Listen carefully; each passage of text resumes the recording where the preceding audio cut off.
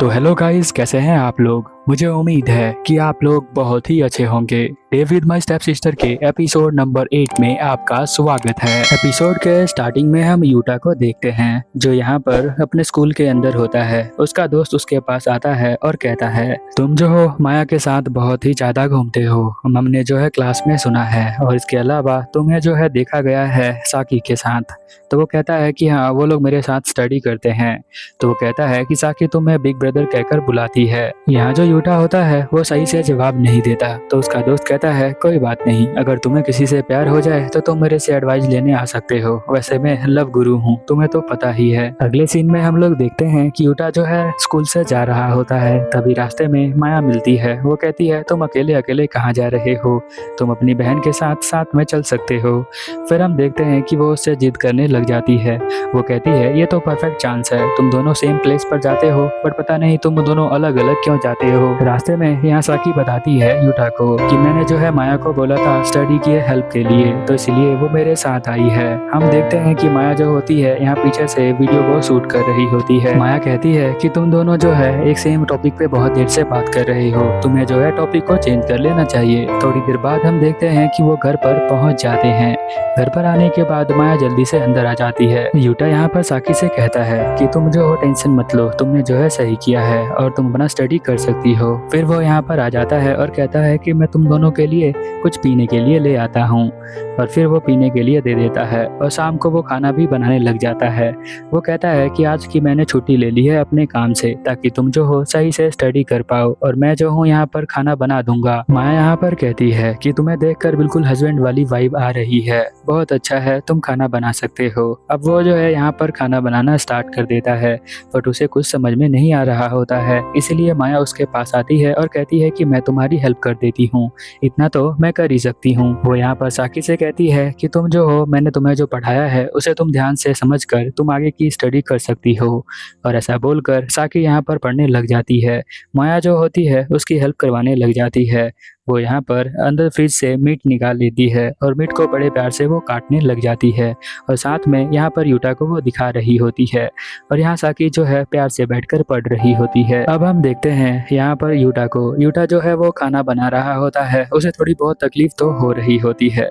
माया यहाँ पर कहती है, वैसे तुम दोनों का रिलेशन ब्लड वाला नहीं है। यहाँ पर यूटा कहता है कि तुम्हें हम दोनों के बारे में जानने की इतनी ज्यादा इच्छा क्यों हो रही है। तो वो कहती है, मुझे बहुत ही ज्यादा इंटरेस्ट है कि तुम दोनों का रिलेशन किस तरह होगा, क्योंकि यहाँ पर जो हम साकी है उसका बिहेवियर कुछ ना कुछ चेंज हो रहा है।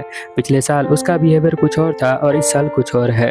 तो वो कहता है, ऐसा क्यों। तो वो बताती है, ऐसा इसीलिए कि पहले वो परफ्यूम लगाती थी तो बहुत ही कम लगाती थी, और एकदम से उसने परफ्यूम की क्वांटिटी इंक्रीज कर दी है। और तुम यहाँ पर रूम के अंदर अकेले रहते हो अपने अपोजिट जेंडर के साथ, तो तुम्हें जो है कुछ ना कुछ तो फील होता होगा, बट तुम जो हो मुझे बता नहीं रहे हो, तुम ये सारी बातें छुपा क्यों रहे हो। देखो, तुम्हें साकी जो है यहाँ पर देख रही है। जब वो देखता है साकी को तो साकी उसे देख रही होती है। एक्चुअल में उसके कानों में हेडफोन लगा है तो वो सुन नहीं पा रही होती है कि वो दोनों क्या बात कर रहे हैं। हम देखते हैं कि यहाँ पर खाना जो होता है वो बन के रेडी हो जाता है, और माया जो होती है वो अपने घर पर चली जाती है, और ये दोनों शाम को यहाँ पर खाना खा रहे होते हैं, जहाँ पर वो पूछता है कि तुम्हारी स्टडी किस तरह से चल रही है।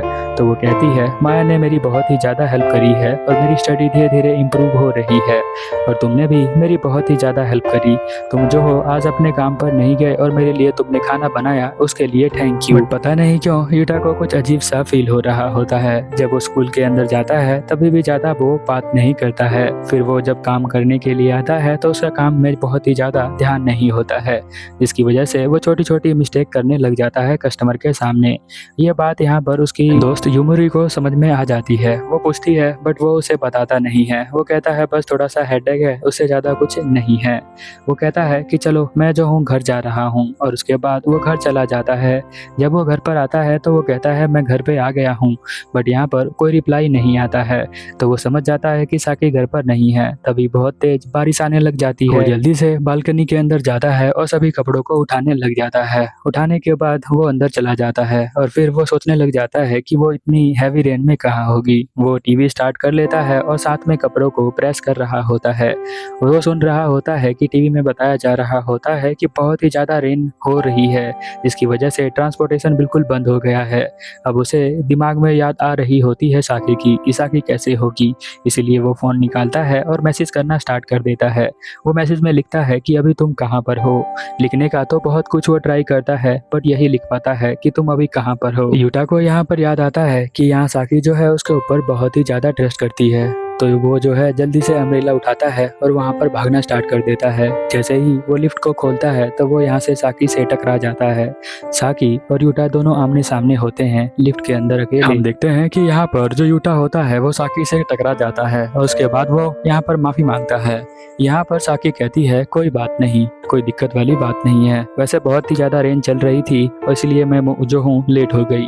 फिर वो यहाँ पर टेस्ट के बारे में पूछता है जहाँ पर उसके 94 नंबर आए होते हैं और वो कहती है मुझे माफ़ कर देना, तुम्हारे 96 आए थे बट मेरे नंबर 2 नंबर तुमसे कम है। उसके बातों से यही लग रहा होता है कि वो कुछ छुपा रही है, बट वो पता नहीं क्यों झूठ बोल रही है। वो कहती है कि चलो मेरे नंबर बहुत ही ज़्यादा आए हैं तो हम इस चीज़ को सेलिब्रेट करते हैं, मैं तुम्हारे लिए आज बहुत ही अच्छा खाना बनाऊंगा। यहाँ पर वो देख लेती है कि उसके दोनों हाथों में अम्ब्रेला था, वो भी दो, यानी कि वो उसके लिए ही अम्ब्रेला लेकर जा रहा होता है।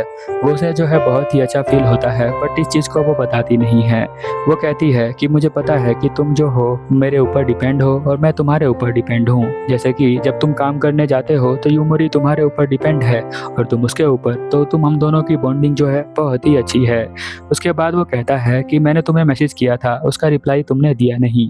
जहाँ पर साकी बताती है कि मेरी बैटरी खत्म हो गई थी इसलिए मैंने रिप्लाई नहीं किया। हालांकि हमने देखा है कि उसके मैसेज को उसने सीन कर लिया था, पर पता नहीं उसने झूठ क्यों बोला कि उसकी बैटरी खत्म हो गई थी। अगले दिन हम स्कूल में देखते हैं कि फिर वो बाहर की तरफ जा रहा होता है। उसका दोस्त कहता है आज तुम्हारा मूड बहुत ही ज़्यादा अच्छा है, चलो तुम अब अच्छे से काम कर सकते हो। फिर वो काम करने के लिए आ जाता है, जहाँ पर हम देखते हैं कि वो एकदम से देखता है कि साकी यहाँ पर शॉप के अंदर क्या कर रही है।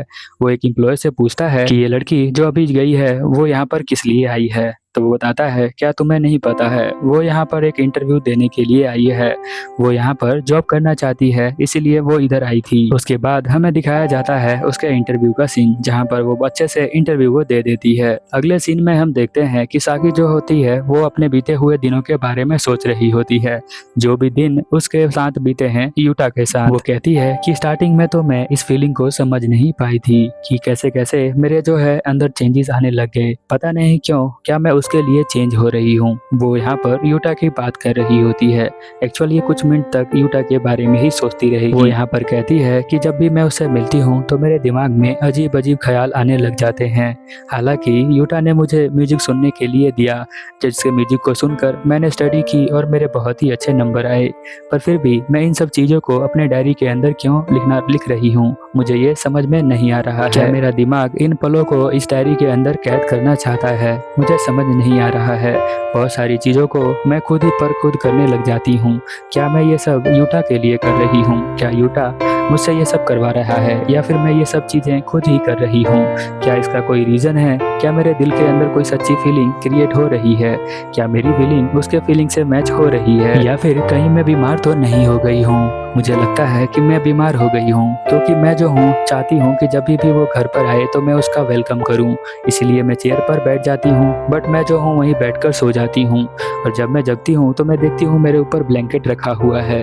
क्या ये ब्लैंकेट यूटा ने रखा है? यूटा ने ही रखा होगा, क्योंकि मैं उसी का वेट कर रही होंगी। यूटा मेरी हर जगह पर हेल्प करता है। जब मैं उस दिन बुक लेने के लिए गई थी तो मैंने यूटा को देखा था, वो बहुत ही अच्छा हार्ड वर्क करता है और बहुत ही जल्दी मैच्योर हो चुका है। उसके साथ मोरी नाम की एक लड़की भी रहती है जो कि बहुत ही ज़्यादा मैच्योर है। अगर वो मैच्योर है तो वो बहुत ही ज़्यादा अच्छी दिखती होगी। मोरी जो होती है वो एज से ज़्यादा बड़ी होती है साकी से, इसलिए वो उसे जो है देखती है और कहती है कि वो मुझसे ज़्यादा ब्यूटीफुल है, ऐसा लड़कियों को लगता है। उसके बाद मेरी लाइफ में माया आई जो मेरे साथ मेरे घर पर चली और उसने मेरी जो है स्टडी में बहुत ही अच्छे से हेल्प करी। उसके लिए भी यहाँ पर यूटा ने मुझसे बहुत ही ज़्यादा कुछ बोला नहीं। इसके लिए मैंने उसके लिए बहुत ही अच्छा खाना बनाया, बट खाना मैं उसके लिए बना रही थी या फिर वो चाहता था कि मैं उसके लिए खाना बनाऊं, मैं बहुत ही ज़्यादा कंफ्यूज हो चुकी हूँ। बट फिलहाल के लिए मैंने जो है अपना टेस्ट पास कर लिया है, बट टेस्ट में एक क्वेश्चन आ रहा है और मेरे लाइफ के अंदर भी क्या वो फीलिंग है जिससे कि मुझे अजीब फील हो रहा है। और मैं जो हूँ अपने लाइफ में पैसों को बहुत ही ज़्यादा अहमियत देती हूँ। क्या मैं बहुत ही ईमानदारी से पैसों को कमाना स्टार्ट करूँ या फिर मैं जो हूँ कोई भी तरीका अपना सकती हूँ पैसे के लिए? क्या मेरे लिए सही होगा? जब से मैं यूटा के साथ मिली हूँ तो मुझे लगता है कि मुझे हार्ड वर्क करना चाहिए मनी के लिए। फिर मैं जो हूँ हार्ड वर्क का डिसाइड करके मैंने जो है उसके बुक स्टोर में ही इंटरव्यू दिया, बट मैंने उसे बताया नहीं। पूरा इंटरव्यू का प्रिपरेशन मैंने घर पर ही कर लिया था। वो मेरे लिए अम्ब्रेला भी लेकर आया था। मैं वहाँ उस दिन जो हूँ लेट हो गई थी। उसे पता था कि मैं इंटरव्यू देने के लिए गई हूँ, बट मैंने जो है उसे नहीं बताया और साथ में उसने मुझसे सामने से भी नहीं बोला है। इसलिए मुझे थोड़ा बहुत उसे झूठ बोलना पड़ गया। मैं बिल्कुल झूठ बोलना नहीं चाहती थी। उसे मनाने के लिए मैंने उसके लिए बहुत ही अच्छा फूड बनाने को सोचा। क्या पता उस फूड को खाकर उसे बहुत ही अच्छा लगे और वो जो है मेरी गलतियों को माफ़ कर दे। हो सकता है यूटा जो है मुझे बहुत ही अच्छा लगता है और मुझे लगता है कि वो मेरी गलतियों को माफ़ कर देगा, इतनी ज़्यादा माइंड नहीं करेगा मेरी गलतियों को, क्योंकि उसने झूठ बोला था इसलिए वो ऐसा सोच रही है। अब ये सारी बातों को वो डायरी के अंदर लिख रही होती है, बट उसे समझ में नहीं आ रहा कि वो ऐसा क्यों कर रही है। साथ में वो ये भी लिखती है कि पहले मैं जो हूँ किसी के आगे अपने आप को एक्सप्रेस नहीं कर पाती थी। जॉब इंटरव्यू देने की तो दूर की बात है, बट जब मैं यूटा से साथ मिली तो मैं जो हूँ धीरे धीरे बात करना मुझे स्टार्ट कर दिया, जिससे कि मेरी कम्युनिकेशन स्किल धीरे धीरे ठीक होने लगी। मेरी एंजाइटी धीरे धीरे खत्म होने लगी। पहले मैं शायद डिप्रेशन में रहती थी, बट मैं जो हूँ अब ठीक हो रही हूँ। और आपने भी ये फील किया होगा कि यहाँ पर साकी जो होती है उसे कभी भी हंसते हुए आपने नहीं देखा होगा। वो बहुत ही कम हंसती है। लगता है कि जैसे कि वो बहुत ही ज़्यादा सीरियस है और बहुत ही ज़्यादा डिप्रेशन में है। फिर से वो कहती है कि एक टेस्ट का जो क्वेश्चन मिला था कि वो मुझे वन वर्ड में एक्सप्रेस करना है अपने आप को, तो मैं अपने आप को एक्सप्रेस नहीं कर पा रही हूँ अभी। फिर हम देखते हैं कि यहाँ पर सुबह हो जाती है और वो डिनर करने के लिए इसके पास आ जाती है, जहाँ पर यूटा के डैड कहते हैं कि तुम्हें जो है यहाँ पर बाहर घूमना चाहिए। और यहाँ पर यूटा की मॉम कहती हैं कि हाँ तुम्हें भी घूमना चाहिए साकी, तुम कब तक अपने समर वेकेशन को ऐसा वेस्ट करते रहोगी? तुम दोनों की अभी लाइफ को एंजॉय करने का दिन है, तो तुम्हें जो है ज़्यादा एंजॉय देने पर फोकस देना चाहिए। वैसे हाफ महीना चला गया है, अब तो हाफ महीना बचा हुआ है, तो तुम्हें जो है अपने समर वेकेशन को एंजॉय करना चाहिए। काम पर थोड़ा कम ध्यान देना चाहिए, क्योंकि नेक्स्ट ईयर से तुम जो हो थर्ड ईयर में पहुँच जाओगे, जहाँ पर तुम्हें बहुत ही ज़्यादा स्टडी करना पड़ेगा। फिर हम देखते हैं कि इसके बाद खाना खाने के बाद वो अपने रूम में चला जाता है, जहाँ उसके रूम में साकी आती है और वो पूछती है क्या तुम्हारा कोई प्लान हो सकता है समर ब्रेक का, क्या सोचते हो तुम इसके बारे में? तो वो कहता है मैंने आज तक कोई समर ब्रेक में कोई प्लान बनाया नहीं घूमने का, तो मुझे अभी तक कोई दिमाग में आइडिया नहीं आ रहा है, तो क्या पता कुछ दिनों बाद आ जाए। फिर वो कहती है ठीक है तुम अपना टाइम ले सकते हो। और अगले सीन में हम देखते हैं कि वो यहाँ पर स्टोर के अंदर काम कर रही होती है। वो बहुत ही जल्दी काम को सीखने लग जा रही होती है, जहाँ पर वो यूमोरी कहती है कि ये तुम्हारी बहन बहुत ही जल्दी काम को सीख पा रही है। साकी यहाँ पर एक बुक को ढूंढ नहीं पा रही होती है, इसलिए वो यहाँ पर हेल्प मांगती है। तो यहाँ पर जो हमारा यूटा है वो उसकी हेल्प करने के लिए आ जाता है। वो कहता है कि ये बुक अभी अभी आई है, तो इसलिए तुम्हें यहाँ पर नहीं मिलेगी। जहाँ पर बुक रखा होता है वहाँ से वो उसको बुक दे देता है। फिर हम देखते हैं कि साकी और यहाँ पर यूटा दोनों शाम को साथ में घर पर जा रहे होते हैं। रास्ते में जाते हुए वो दोनों यही बातें कर रहे होते हैं कि वो तुम्हें बुक किस तरह से मिली, जहाँ पर बताता है कि वो बुक जो होती है नई वाली वो अलग सेक्शन में रखी जाती है, इसलिए मुझे वो पता था, इसलिए वो बुक जल्दी मिल गई। वैसे जो है अभी समर के वजह से बहुत ही ज़्यादा हीट हो रहा है। तो यहाँ पर साकी कहती है वैसे तुम्हें फैशन के बारे में बहुत ही कम पता है, अगर तुम फैशन के किसी क्लोथ्स वाले स्टोर में काम करते तो तुम्हें बहुत ही ज़्यादा पता होता कपड़ों के बारे में। यूटा कहता है कि हाँ तुमने सही कहा, बट फिलहाल के लिए तो मैं बुक स्टोर में काम करता हूँ, क्योंकि मुझे रीडिंग करना बहुत पसंद है। अगले सीन में हम देखते हैं कि यहाँ पर एसी जो होता है वो खराब हो चुका होता है, इसीलिए उसके डैड जो है उस एसी को ठीक कर रहे होते हैं। यहाँ पर उसकी मॉम कहती है कि साकी जो है वो दूसरे रूम में होगी, वहाँ पर उसको बहुत ही ज़्यादा गर्मी लग रही थी क्योंकि यहाँ एसी ख़राब हो चुका है। वैसे जब वो छोटी थी तो बहुत ही ज़्यादा जिद किया करती थी, उसे जो है आइसक्रीम खाने के लिए जिद करती थी और साथ में वो स्विमिंग पूल में जाना चाहती थी। वो कहती थी मुझे बहुत ही ज़्यादा गर्मी लग रही है, इसीलिए मुझे स्विमिंग करने के लिए जाना है। हो सकता है वो अभी भी अपने पुराने दिनों को बहुत ही ज़्यादा मिस कर रही हो। बट अभी तो मैं उसे ले जा नहीं सकती, तो हो सके तो तुम जो हो चाहो तो तुम दोनों जा सकते हो घूमने के लिए।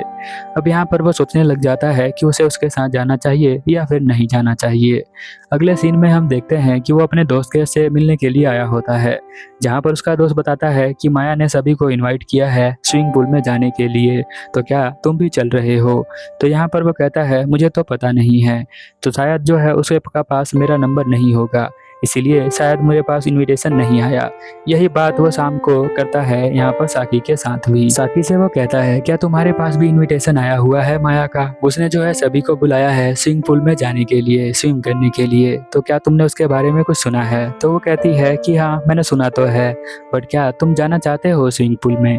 तो वो कहता है, वो कुछ थोड़ा सा देर बाद बोलता है, इसीलिए वो कहती है तुम्हें अपने आप को फोर्स करने की कोई जरूरत नहीं है, हम कल भी काम करने के लिए स्टोर पर चलेंगे और जो है हम इस तरह से काम करते रहेंगे, तुम्हें शर्मिंदा होने की कोई जरूरत नहीं है। मुझे पता है सभी के इंटरेस्ट अलग अलग होते हैं। साकी यहाँ पर बहुत ही अच्छे से बात नहीं कर पा रही होती है, क्योंकि उसके दिमाग में अभी भी वो क्वेश्चन घूम रहा होता है, वो एक वर्ड जिसकी वजह से वो बहुत ही ज्यादा परेशान है और जिसका जवाब उसे मिल जाता है, वो होता है जलन। वो जल रही होती है किसी बात से, और वो किससे जल रही होती है उसका जवाब आपको मिलेगा अगले एपिसोड में। चलो फिर मिलते हैं अगले एपिसोड में, क्योंकि ये एपिसोड यहीं पर खत्म होता है। Over and out.